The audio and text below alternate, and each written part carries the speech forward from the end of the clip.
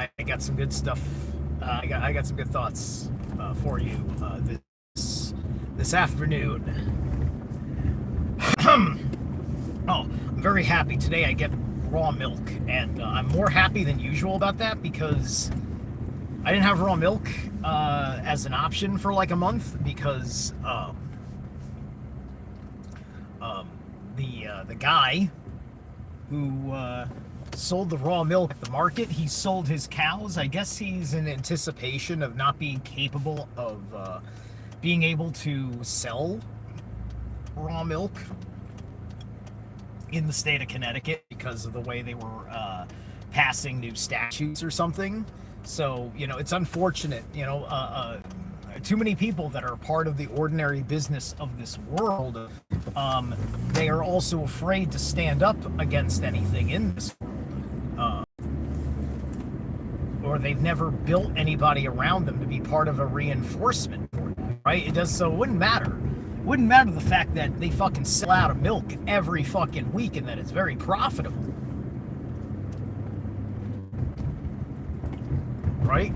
The only thing that matters is that as this was happening, nobody had that guy's back.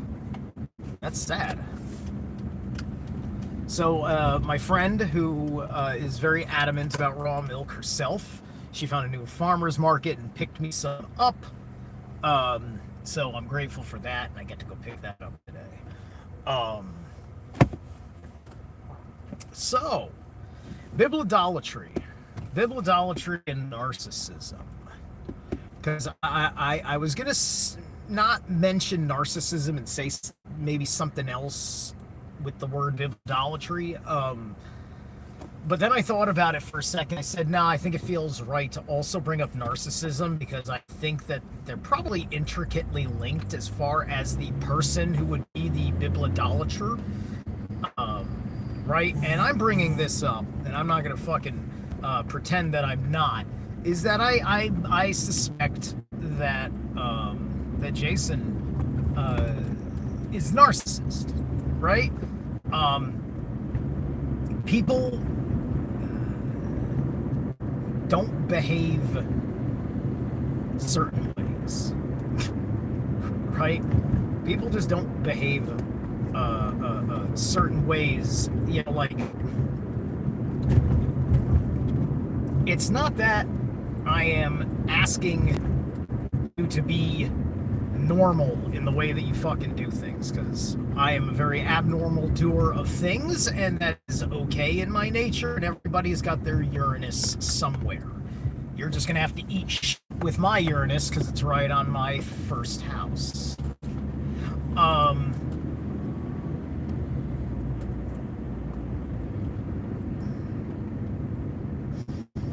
And so sometimes we don't care about narcissism because there can be a lot of benign, I don't know if benign is the right word, but there's a lot of narcissists where if you're a fairly wise person and you're not the subject of the narcissist's exploitation, there's nothing wrong with them for you. And by the way that natural law works, whether someone's a psychopath or a narcissist or whatever, especially because it's very hard to make the analysis, you know, like Thomas Sheridan's Puzzling People is an exactly right book.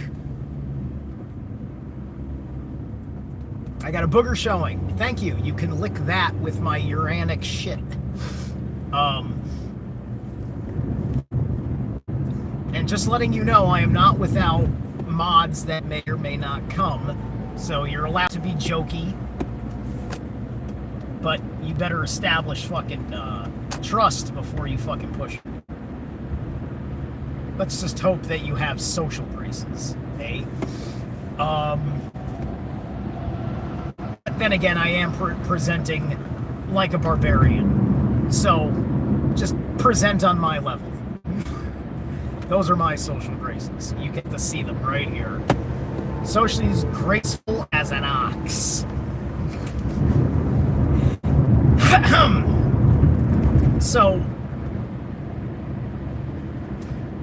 this is also partially inspired by a comment on my prior video from one of the guys who's wise on the whole bit with Thoth the Atlantean, right? Thothians, people of the book, right? All right, so Jason's favorite quote is that one about when your mind gets expanded, right? Here's the thing. Do you know the difference between being introduced to a new delusion and your mind actually being expanded? Jason is talking a whole lot about places and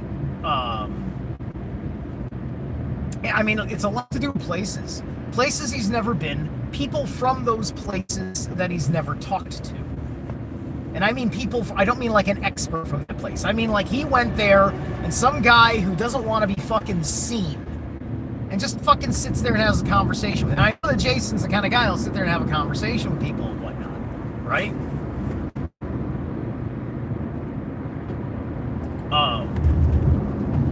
You know, I'm not gonna lie about certain things, right? I'm talking like this about Jason, and this is his character, because I saw his character treatment of James.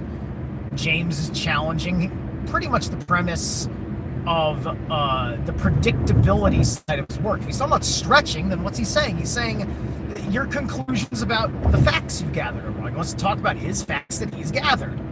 That's the essence of the kind of debate Jason has been projecting that he's looking for. And so he makes the excuse. And you know what I noticed about this excuse, which is why I'm thinking narcissism. This is the same. He's dismissing Jason in a pantomime fashion to how Billy Carson dismissed him. And he's using it to project a certain value to his audience. See how afraid Billy Carson is of me. See how beneath me people like James True are. Right? And what's he doing? Is he just looking at a guy's numbers? Numbers plus character assessment? Or you know, what he sees is... I'm sure he looks at my numbers and says, blah. I fucking emailed him a bazillion years ago. Shiva Shampoo allegedly said he liked my material, although I've never seen his support. But he did say that, you know, in a public chat. Like right there, like in the middle of an Archaics live stream, he said this. Oh, well, thank you.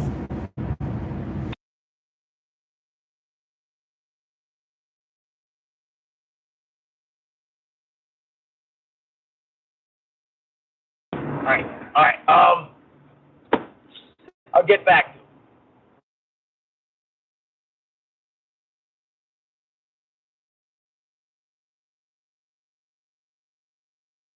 I just think that because he can write on what he has read, and look, and it's okay. You want to be in a sort of like, are you trying to make money on your prophecies? Are you saying that you don't make money on your facts unless your prophecies go uncontested? You don't want your prophecies contested. You don't want you don't want the foundation of your prophecies tested. You don't want to know if you're possibly wrong about something. That's the whole point of fucking debate, Jason. It's literally the essence of it. My inner authority tells me to fucking tell you this in an open fucking letter right now. That'll never reach your fucking ears, right? Because I am beneath you as an associate, as a colleague, as a friend of James True. I am beneath you in your mind. This is the way that you treat people? James's history has nothing to do with you and will have no effect on your fucking success. Ask the fucking people at Aeon Byte if the issues of James True's history was bad for his fucking presentation at Astronosis. It's fucking simple. Fucking simple shit. Right? It's basic. Absolutely basic. Right? So it's kind of funny how it looks like that kind of projection. Like this is such a paternal fucking projection thing. Right? daddy beats me, so I gotta beat my child because that's how I understand communicating with my son.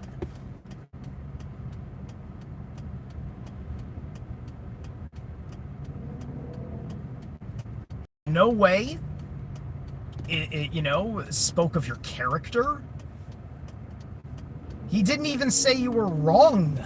I mean, theoretically, like, it was being more precise than saying stretching, right? You cover a bazillion things. It is fair for somebody to make a generality out the box for a debate on you're saying debate me on just about anything. That's your fucking disposition. Debate me on anything, bro. So a bro comes to debate you on pretty much everything, and you're not interested in any of it. And you're using your fucking huge audience as a fucking shield. And it's the stupidest way to decline an offer.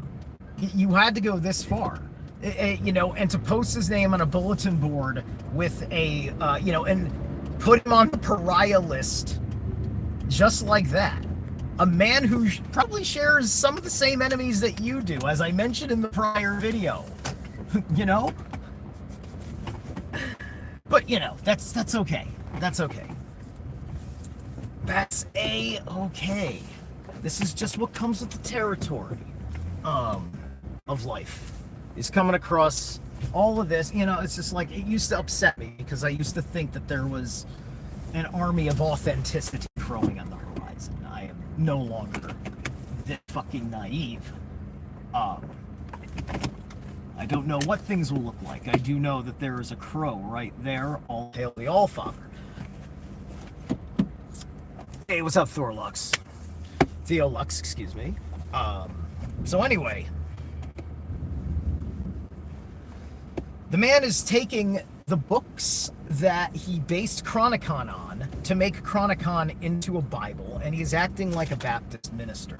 Okay? That's what he's acting like. Right? It's like, because he's championing that. I think that's what he's doing. I think he's trying to fucking replace the Bible and become the Baptist minister of the Chronicon or something like that. That's what that behavior tells me, right? And, that's going to be his business platform, right?